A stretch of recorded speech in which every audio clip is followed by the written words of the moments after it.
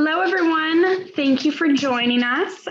We are back for Earth Day 50.5. If you are just joining us for this, welcome. If you are joining us again after our morning session, welcome back. We are very excited for this session, which is our lunchtime Michigan Good Food Charter update and food justice discussion.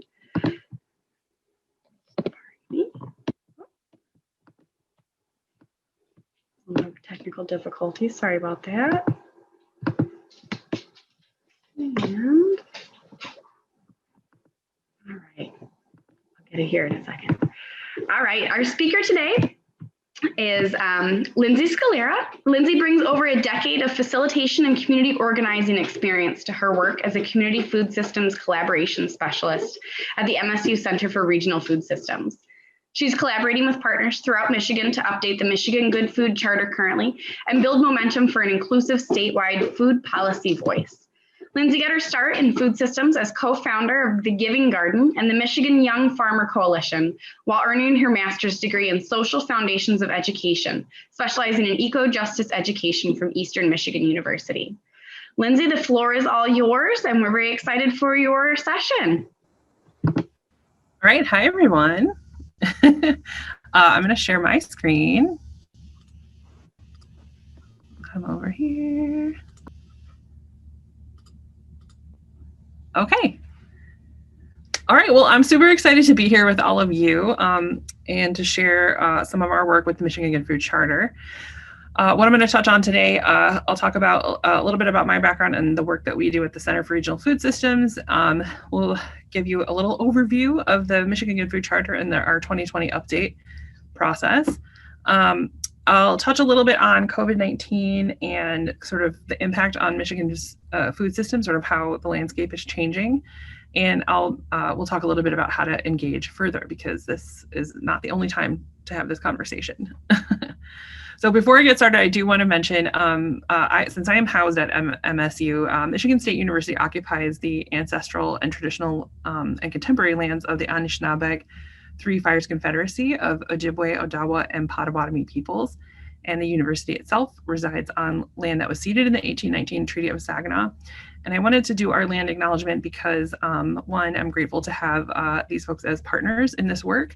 They're a part of our food system and are part of kind of the future of the food system as well. And they've been caretakers of this place and land for thousands of years. And this resource was shared by our partners, so I wanted to share it back with you. If you are anywhere in the world, you can go to this website and find out who the Indigenous people are in your area. And we encourage you to seek out and make relationships with them, authentic relationships, especially in food systems. So I just want to share that. So like Rose said, I'm the Community Food Systems Collaboration Specialist for the MSU Center for Regional Food Systems. I'm going to get into what all that is. At the center, we work both, we'll be statewide, nationally, and a little bit internationally. And we're doing work rooting regionally integrated sustainable food systems. So what does that mean? We are kind of a backbone organization for a lot of networks and projects.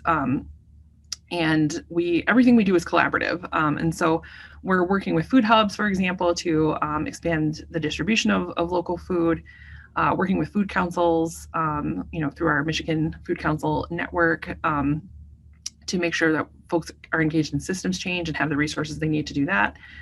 We do a lot of work with institutions, early childhood, schools, universities, colleges, hospitals, healthcare systems, and more to serve and source more Michigan food, and helping food and farm businesses, have the resources they need to develop at whatever scale they're at, along with a few other things, making connections with food and health, and all that good stuff. So there's a lot going on. We engage in a lot of networks and provide a lot of technical assistance and do some collaborative research, but everything we do is about networks and collaboration.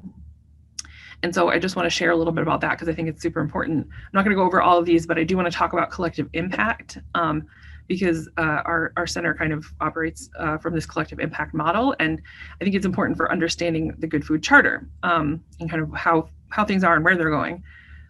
So collective impact is centered around 5 pillars. The concepts are that there's a common agenda, and that's our Good Food Charter, especially for our work here in Michigan.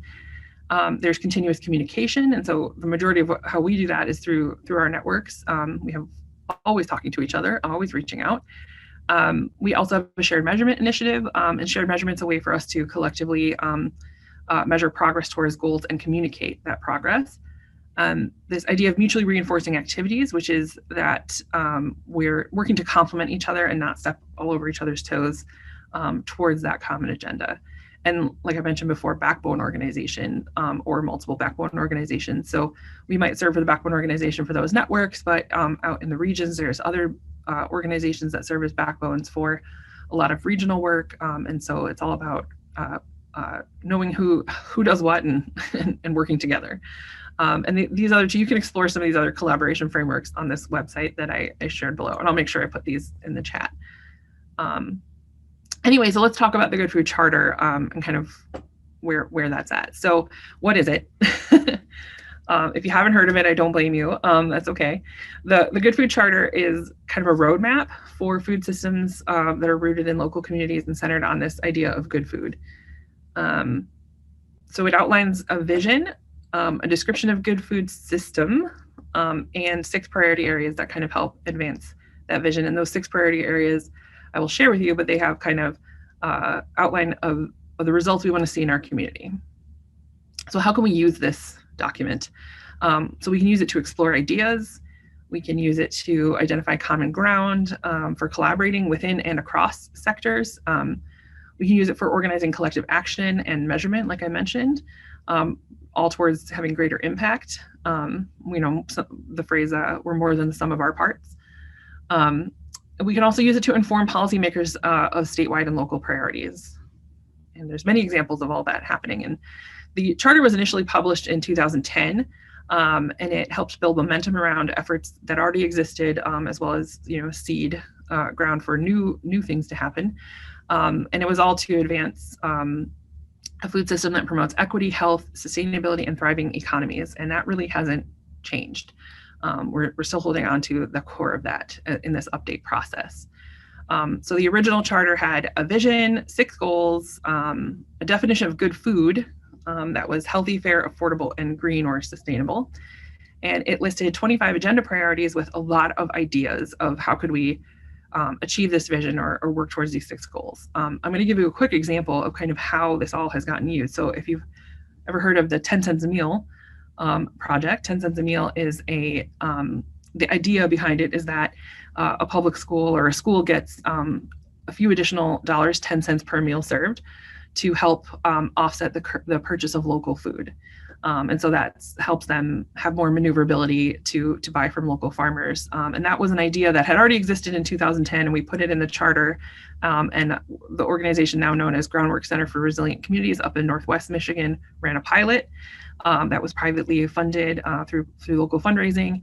They had so much success, and through that success and advocacy, it became a state pilot with state funding in 2016. And now today, even in the middle of this pandemic and a fairly contentious budget process, the state of Michigan just invested $2 million in making that program go statewide. So it's steadily grown over the years, and currently today, right now, school districts can apply for that funding. And so that's just an example of how, an idea that gets put into something like a charter, the shared vision, can turn into action on the ground that makes a difference. And so now more kids are going to be able to get, local food, and more farmers are going to benefit from those relationships with school districts, purchasing relationships.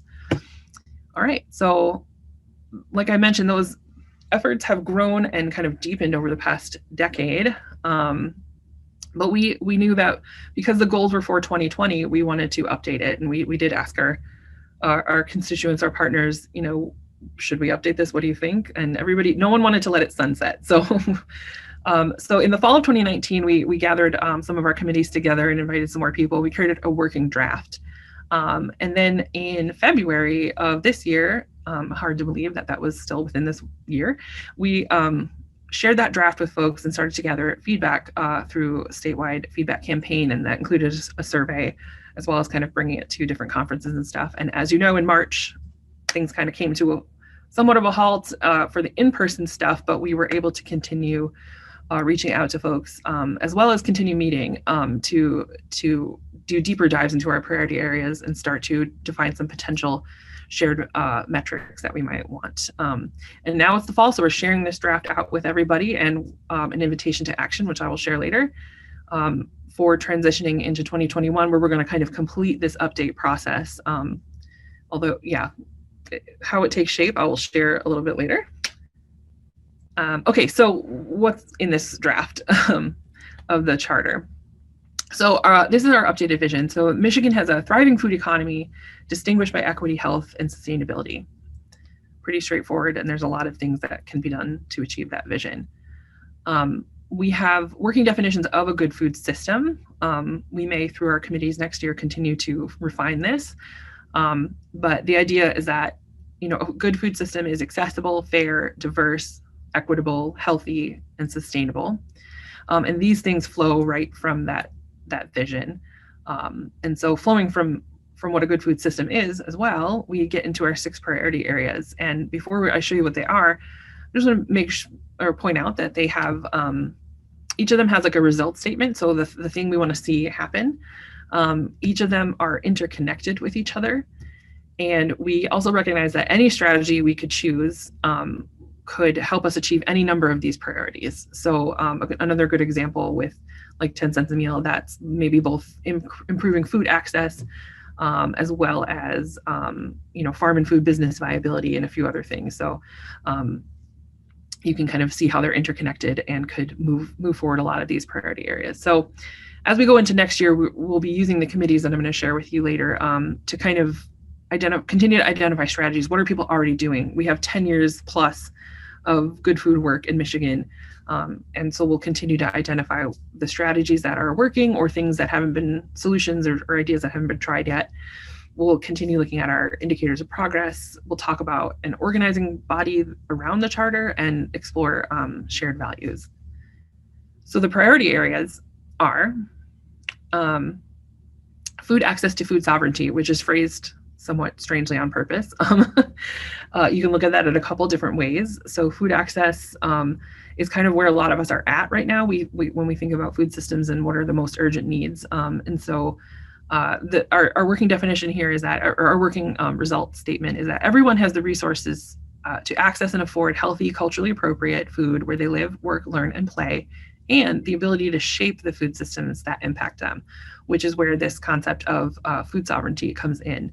And food sovereignty is new to the charter, and it's in that spectrum of ideas around, you know, food justice and food sovereignty, and about where decisions are made, and how producers as well as community are valued in both decision-making process and just in general in the food system. So there's a lot to continue to explore in that area, and that's what we're inviting folks to do by joining with us and helping us kind of continue this next year. And that's also to say that we're not losing the importance of continuing to talk about food access, because that is also a justice and equity issue. So then moving on, we have food and farm business viability. And so again, the idea is that the food system should support a dynamic mix of local, regional, national, and global food sources that offer opportunities for Michigan food and farm businesses of all scales. And so I'm going to pause and have us think about that for a second. When we start to think about what strategies or what solutions exist out there for that, we need to think about, okay, well, we're already investing in this like very large global food system. So where could we use more investment and attention? And that's with, if we're really trying to achieve this, opportunities for all scales. So that means where there's less attention and maybe a need for more resources, with small farms, mid-sized farms, with farmers that have been historically and currently kind of marginalized out of access to resources that others have had, as well as beginning farmers and veteran farmers and other folks. So lots of solutions to explore there. Moving on, fair wages and economic opportunity. So we're talking about all the people who plant, harvest, process, pack, transport, prepare, serve, and sell food should have access to living wages, benefits, safe work environments, as well as pathways for career advancement and leadership. I think that's fairly straightforward. Again, so many things to explore in each one of these priority areas. So another new piece for the charter that's part of this update is acknowledging and trying to explore health equity within the food system. And so we're kind of adapting from the WHO definition of health to say that the food system should support opportunities for everyone to be as healthy as possible, looking at these different dimensions of physical, mental, social, and spiritual health. So there's a lot going on there. And that also is addressing both, well, through all of this, we hope to address both the inequities that exist as well as the solutions or strategies that help resolve those inequities. So sustainable food systems, or sustainable ecosystems, sorry, another straightforward one. The food system protects air, water, soil for now and for future generations. And our committee felt it was really important to pull climate change up and out of that concept of sustainable ecosystems, even though it's related. We wanted to specifically call out climate change, which is also new to the charter. Back in 2010, climate change was not really mentioned in the charter. So we're looking at both sides of the coin here, both mitigation and resilience. And so we're looking at how can the food system help communities be resilient in the face of climate change, and also how can we mitigate the impact of food systems on climate change. So lots to think about. So these are our priority areas. I want to point out too that we, in this update, are asking ourselves, there are certain questions or topics that are threaded throughout each of them.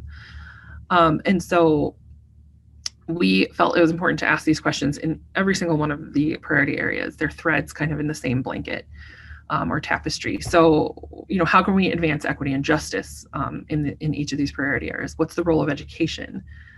Because if you take a look back at our priority areas, like for fair wages and economic opportunity, for example, there's a lot of education-based solutions that might be proposed. But then there's also the role of like the education system itself in purchasing and maybe food and farm viability, right? So role of education in food systems, what are the policy implications for each of these priority areas? What are we learning from COVID-19 and the response to the pandemic, especially when it comes to resilience of both the food system and communities?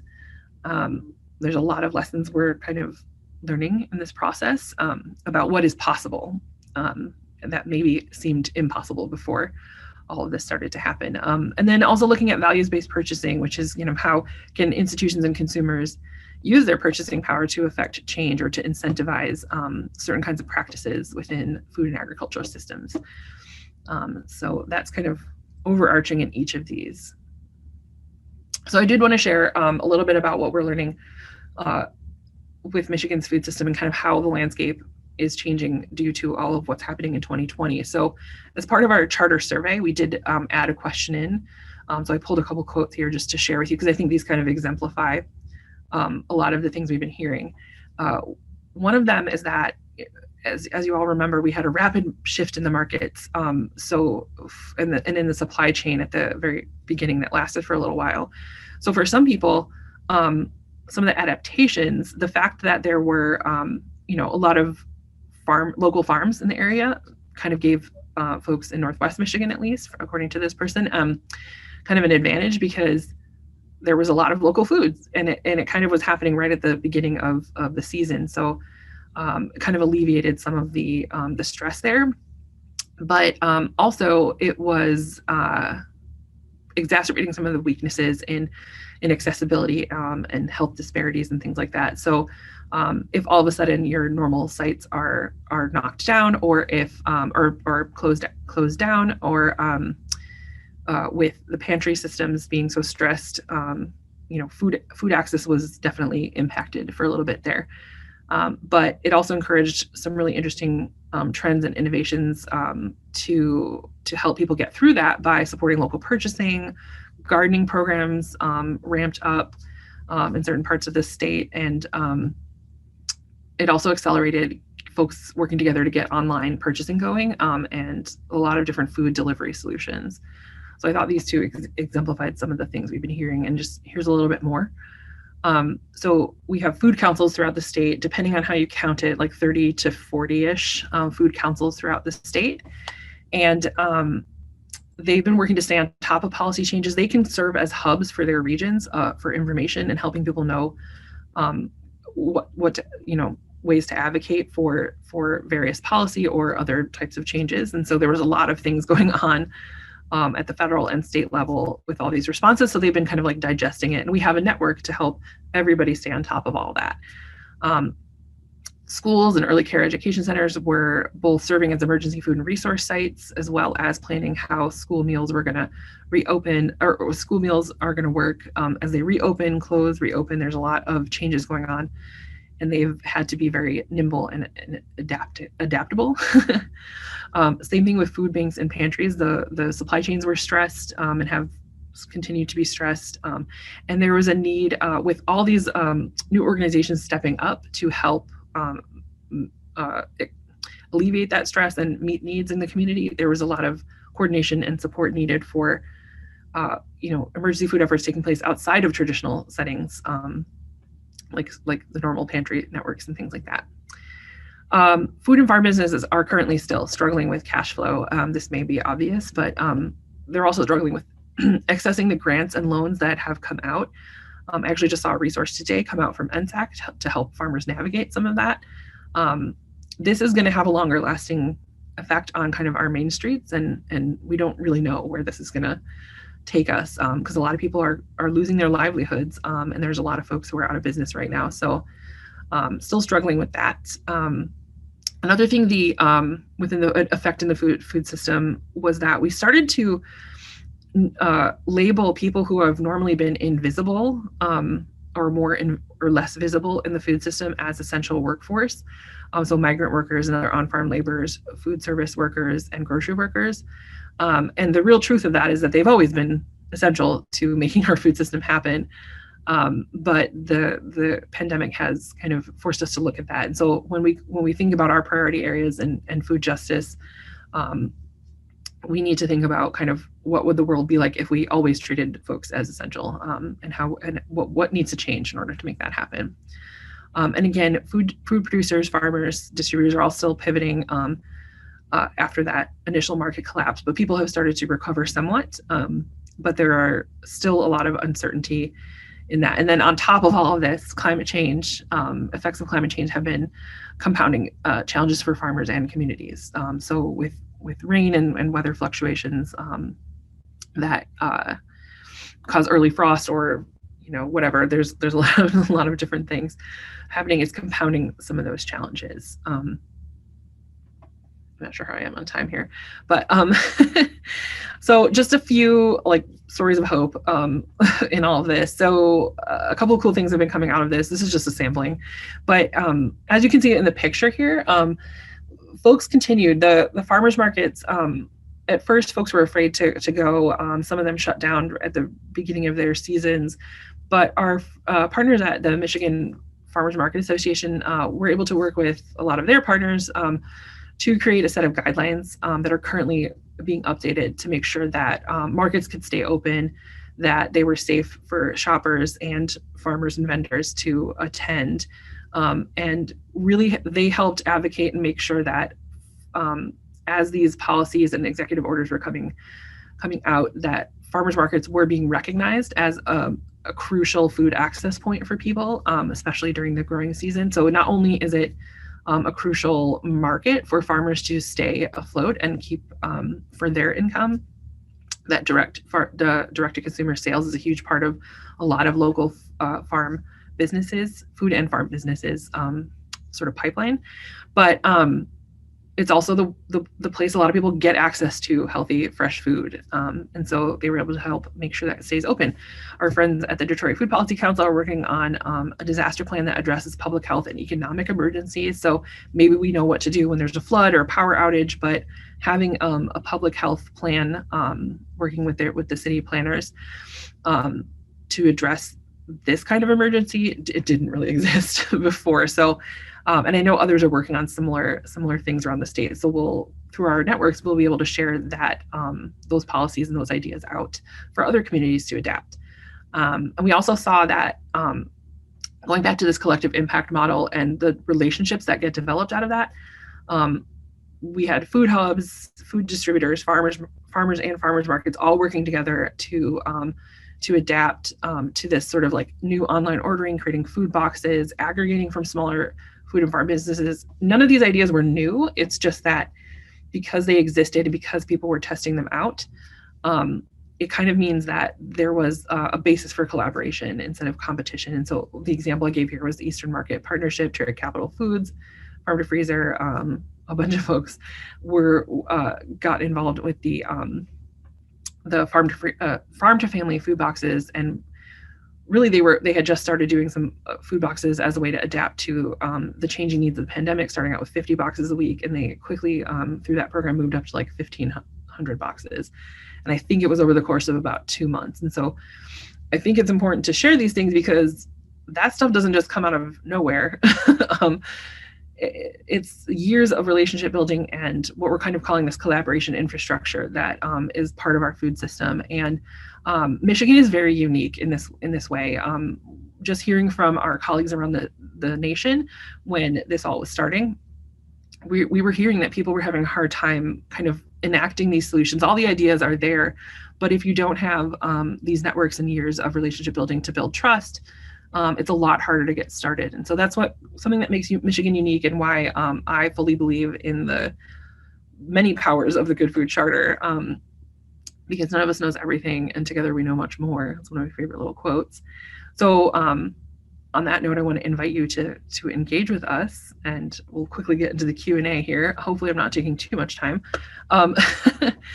So before we talk about the first three, I just want to mention that you can get involved locally. We have so many food councils around the state. You can engage in any of those networks I mentioned earlier. There's a lot of food and health organizations around the state that are looking at systems change and how can they partner together and help affect things. And all of those folks offer a lot of opportunities to keep learning. There's just so much happening. So I'll make sure the link gets in the chat, but you can go to michiganfood.org to find out how to connect with any of these networks or with the local food councils. And I'll mention too that if you are in an area of Michigan, I don't know if you guys can see me, but in the sort of through the middle, we don't have as much coverage for food councils. So if you're in one of those areas that doesn't have a food council, we have some resources to help you get started if you like. So then how to stay engaged with the charter itself. There's a couple of things. We have a coordinating committee that will be starting that's going to help, like I mentioned, work through that idea of this organizing body around the charter. We have had a steering committee for since about 2012. And that group is kind of shift into this coordinating committee to help determine as we move forward to the next 10 years or more, what could this organizing body look like? So how to help develop a framework for that. We have our shared measurement committee, which has existed since about 2014. They're going to continue helping select our headline indicators, our indicators of progress, and talking about how we're going to collect that data in a collaborative way, and how we're going to share progress over time towards those results in our vision. And then a new network or a new committee we're starting is the engagement committee. And there's two ways to participate in this. One, I am looking for a cohort of folks to join that committee, and we're going to be doing, at least at first, virtual gatherings. But this group will also help us organize what is currently set to be in-person Good Food Summit in the fall of 2021. But more importantly, this committee is set to help us identify all the strategies and values that help us achieve that vision, and we're going to be doing that through regional and network engagement. And so we're looking for folks to join that, but also as we create these engagement opportunities throughout the state, we're definitely looking for folks to participate in those, because that's how we're going to find out what do you know, what strategies are working, what are your thoughts, and that's going to help really drive what the charter looks like in its final form for the 2020 update. So I will kind of close it out on this quote from Grace Lee Boggs, who's a Detroit-based activist and philosopher. We never know how our small activities will affect others through the invisible fabric of our connectedness. in this exquisitely connected world, it's never a question of critical mass. It's always about critical connections. So we invite you to join our invisible fabric. You can check out michiganfood.org. You can click this link that I'll put in the chat. To that committee nomination form really just lets me know who's interested and in what. And we'll have some information sessions probably early January. So nominate yourself or someone else. And for this crowd, I also want to make sure you know that the Good Food Summit is happening right now. So this is a space where we've got many examples from our partners throughout the state sharing their stories and knowledge through the summit. It's a webinar series. The registration is open through the end of this month. And so you can get in there, and if dollars are an issue, we have a scholarship. It's open. You just follow the links. It's in there. We're not really turning anyone away. So please register so you can take a look and get a sense of both the past and the future through this process. We're recording everything too, so you'll be able to see the ones you missed. Okay, that's all I have right now. Do we still have time for Q&A? We do have a little bit of time left for questions then. If anybody has any questions, please post them in the Q&A box at the bottom of your screen. I have a couple of questions just straight off the bat. So one question just specifically, I know scholarship always piques a lot of students' interest. You mentioned that a couple of times. How does that work for your organization, and how can they get involved with that? Yeah, so the scholarship for the summit, if you follow that link to the summit page, you'll get to our registration, and there's a separate link for the scholarship. And we purposely chose, through the planning committee, chose to make that as low a burden as possible. Basically, if you clicked on the link, we're assuming that that's enough justification for us. So, and we also in our registration purposely made 2 tiers. So if for, flexible rate. So, and we don't ask anyone to justify. It's all you choosing that as a justification enough. And so that was a very purposeful way that we were hoping to keep things inclusive. And we also, through all of our promotion, made sure to constantly say like the scholarships are available. And we had help and inspiration from other folks around the state who do food summits. We had gathered a little bit virtually before our summit and talked with each other about how we try to make them inclusive. And so we got some ideas from our friends in Washington and Detroit. Awesome.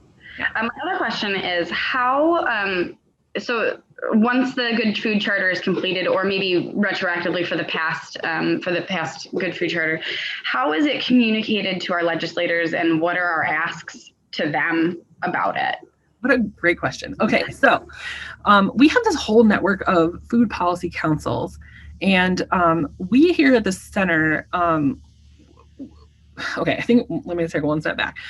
Advocacy is a big umbrella, and there's a lot of stuff we can all do in advocacy. People get a little shy about it because of the whole lobbying thing, and there's a distinct small difference. Like lobbying is like just one little tiny drop of a thing you can do within the larger piece of advocacy. So the charter itself is a policy and action framework, and it's meant to be built in a collaborative way, which is why we're doing so much work to engage people and have this be built collaboratively.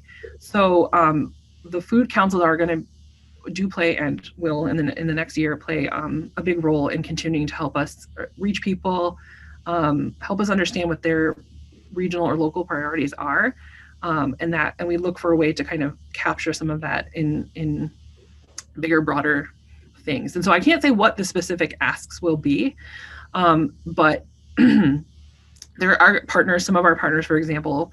The other piece of it is that we have all these networks, and members of the network can do different kinds of advocacy. And so that's why that's why we need to explore kind of what's our organizing body around this. And so like I have a lot of ideas, and I have some experience, helping start a food policy council in Washtenaw, and helping the Oakland Food Policy Council out. And so I've gotten to learn from, our friends on the ground of how do you identify priorities, look at what policy implications are, and then come up with like, what's your ask? What's going to work for your community? And so we really designed the charter with the priority areas to be very flexible in that it shouldn't be prescribing what our strategies are to achieve this vision.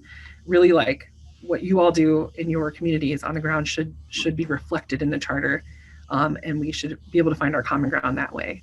So I can't, I wish I could answer more directly, but it might be things like, hey, continue funding 10 cents a meal or other similar programs.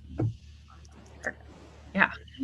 Does your organization do any specific going into like universities and colleges, and is there any opportunity basically for you to become a guest lecturer or for somebody on your team? Is that okay? Yeah, absolutely. We have amazing group of staff members here at the Center for Regional Food Systems, and then we are all in touch with seriously cool people. If you guys get involved in the summit and you take a look at some of our speakers, we have access and connections to so many people who could be. So if you're looking for someone who's like an expert on food sovereignty, or who can lead a conversation about that, like I can put you in touch with several people. If you're looking for us to come and explain like high level, like here's what's going on in the food system, or here's what's going on in like food and farm financing, we can talk about that. We can talk about food hub development, value chain stuff. So we produce a lot of publications too that are all free online. And I should also mention, do a lot of work ourselves and with a lot of partners statewide and nationally on racial equity in the food system, because well, it barely needs justification because it's extremely important to break down racial inequities in the food system and address that. So we have a lot of resources, including how can we measure racial equity in the food system, like all the way through to kind of how do we operationalize this, like in extension, for example. So there's a lot of stuff on our website too. Speaking of your website, we have a couple of requests for you to drop the link in the chat. And then Stephen Gasteyer from MSU asked, so he said, you talked about the importance of fair wage. There's a huge growth in small sustainable farms and farmers, including urban farms. It's an important movement in Michigan, but small urban farmers often don't make a living wage. What kinds of research and practice are you engaged in to address this disjuncture? Yeah, so I'll speak first to that concept, and I think that we with the two priority areas, fair wages and economic opportunity, along like combined with food and farm viability, like those two are often at odds, as you said, it's a disjuncture. So we seek to just directly face that head on, like in our conversations around the strategies that exist currently or don't exist yet. So we, like, for example, we are, one of our partners is the Economic Justice Alliance of Michigan, Dwayne Wells. He's in our network helping us understand better, like what those labor laws that have been changing in Michigan and what folks are advocating for. We have our partner in Migrant Legal Aid, who is helping us understand what the situation is for migrant workers, and some of the things that can be happening. And there's so many more connections that we haven't made yet in this area too. And that is also hopefully being able to bring in some of the larger farms who employ a lot of these people to talk about what this is. And this is really a question of how do we as a culture value food and food producers, which is also a pillar of food sovereignty that we need to address. So we can't achieve justice and equity if we don't talk about them. So I'll say that we're set up to try to delve into some of these paradoxes of like, if farmers aren't being paid. I have a slide in my bigger presentation that talks about what the food system really is, and I left it out of this, but a lot of times when we think about the food system, we think about really what we're thinking about is that supply chain of how food gets from the farm to the plate. And if you're smart, you're thinking about waste and food recovery too. But what those kinds of models sort of hide are all the people and all the externalized costs that are part of the food system. And so we need to recognize that. And it also kind of hides or obscures all the decision making that happens and all the impacts of the food system, and the fact that the food system, just like us, we're embedded in ecological systems, and we're reliant on air, water, soil, and all the connections in between. And so I'm going off a little bit from the original question, but the idea is that these things are all interconnected and we need to address them. And so I would say, as far as research goes, we are housed within the Department of Community Sustainability. And so that might be a better question for some of my colleagues in the department, or maybe other areas of MSU. So I'm not sure. We do engage in some research, but it tends to be practical research that is like the ideas for which are generated from our partnerships. So like partners, for example, wanted like a food access or a food security survey. And so we worked on getting that to happen. And we also participate in some national research around like food hubs and farm to early childhood and things like that. So I wish hopefully that helps sort of answer it. I think so. Do you have any last note that you'd like to? I think, yeah, please keep asking these questions. I think that, like I said, the way I presented those priority areas, I was very purposeful in saying that these are areas that we need to continue to explore. And so we definitely need folks of all different backgrounds, geographies to come help us do that. And I also wanted to make sure I mentioned those committees that I talked about. It might seem, if you're a college student, it might seem kind of, I don't know, but I want you to know we're looking for people. We're looking for emerging leaders, right? So we want people from all different experience levels as well. So you're welcome to join, even if this is totally new to you. And because how else are you going to get experience? So I want to make sure I say that too. And I'll work on getting those links in the chat. Thank you. And thank you so much for joining us today. That was super valuable information. I'm a foodie, so this is my happy place learning about that. So very exciting. Thank you so much. Our next session will begin at 12:30, and we'll have a message from Lieutenant Governor Gilchrist, as well as some calls to action on various campuses around Michigan, so you can get involved as a student or faculty member or community member. So that'll start at 12:30. So we'll see everybody back then. Getting the committee nomination form. Thank you.